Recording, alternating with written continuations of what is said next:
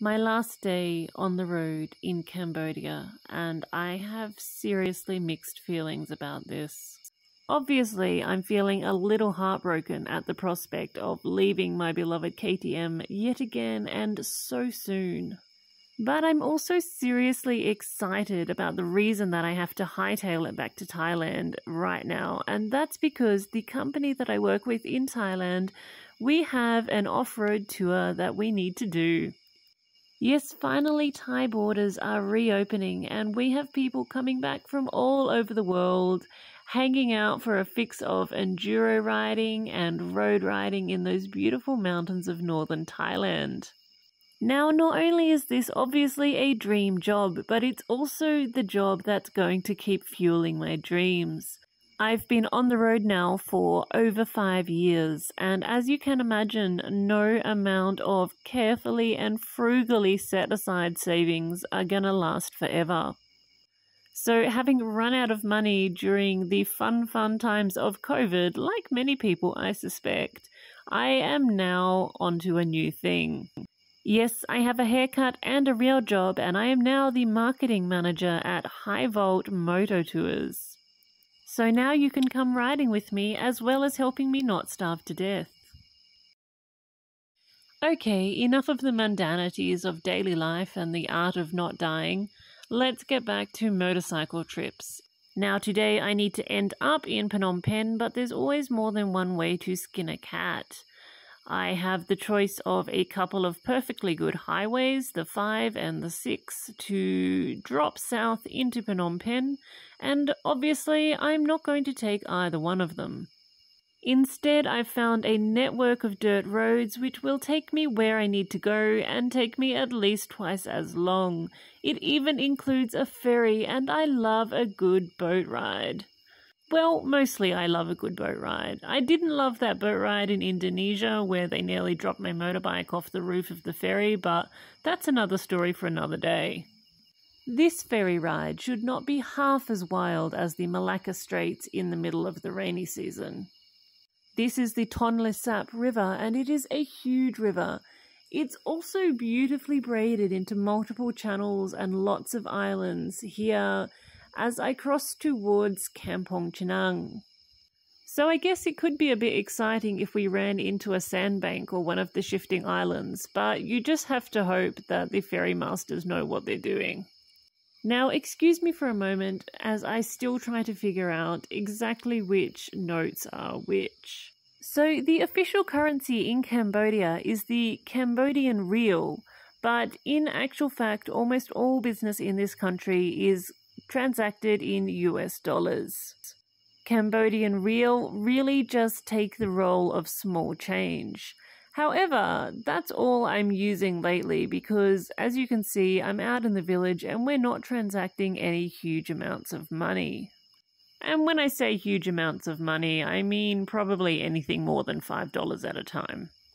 So the downside of having two currencies in use at any given time in the one place is that when you're giving change, you need to convert on the fly. So for example, if my bill is $4.50 and I give them a $10 note, I'm going to get $5 back and probably 2,000 Khmer Riel as well. That is a really simple example, but sometimes it gets fiendishly complicated. Not only do you have to work out the change you're giving, but you also have to work out which currency you feel like giving it in today. And while I'm on the topic of currency, one further note, which is kind of boring, but it may be very useful to you. If you're coming to Cambodia, make sure that you bring your US dollars in pristine condition, because old and damaged notes will not be accepted. Anyway, enough of that. You should absolutely come to Cambodia. It's awesome, as you can see. Now at this point I realise that everyone's going to be exiting the ferry in the opposite direction to which I am facing, so I realise it's time for a quick turnaround. And at this point I am putting my faith in my very own welding skills. Yes, that poor side stand, which is taking all the weight of the bike at the moment as I pivot it clumsily, I welded that myself. And no one is more surprised than me that it stood up to all this punishment over the years. Anyway, here's some mid-river scenery for you, although I suspect that I myself am probably the more interesting scenery to many of my fellow passengers. I have caught a couple of them surreptitiously taking photos of me, and I wonder if they are having the classic conversation which goes along the lines of, is it a man or a woman? Thanks to my brilliant Khmer teacher, Nikki, in Phnom Penh, I now actually understand enough Khmer to know when people are having this conversation about me, and even to respond if they're brave enough to ask me to my face. I look forward to expanding my vocabulary into far more exciting topics for my next visit. I have to admit that my mission to become conversational in Khmer has really not taken off as well as I was hoping. It is a really tricky language. It just sounds so strange to my ear, and then after a while all the sounds start to sound the same. To add complications, all of the Khmer vocabulary seems to have been stored in a general foreign language file in my brain, which means it's now completely mixed up with Indonesian, French, Thai, Lana, and goodness knows what else. I have immense respect for people who are true polyglots. Myself, I am merely a student of necessity. It's not that I'm particularly good at languages, it's just that I really need to understand what the hell people are saying.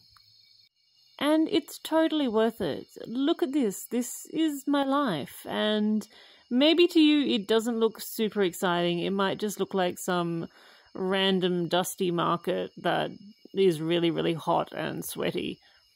And whilst it is all of those things, particularly the hot bit, it is also rich and exotic and full of knowledge and experiences which are nothing like my own. There's also the weightlessness of anonymity here. There are many ways in which travel can heal the soul, and one of them is by giving you that space, that anonymity, in which to reinvent yourself, or simply to grow into what it was that you always knew you needed to be.